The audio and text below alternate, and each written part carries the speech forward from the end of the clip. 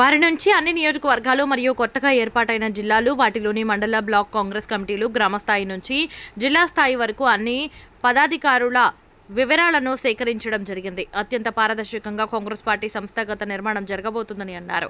ఈ కార్యక్రమంలో సంపత్ కుమార్ గారితో పాటు ఎమ్మెల్సీ శంకర్ నాయక్ గారు మరియు సూర్యాపేట, భువనగిరి జిల్లా అధ్యక్షులు, ముఖ్య నాయకులు ఉన్నారు.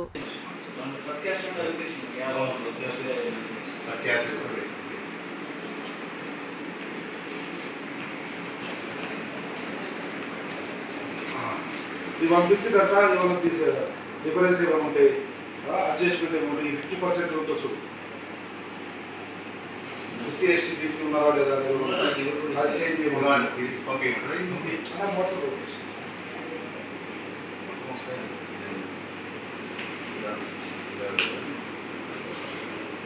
డిసీజ్ కమిటీ చేసేది కదా మండల కమిటీ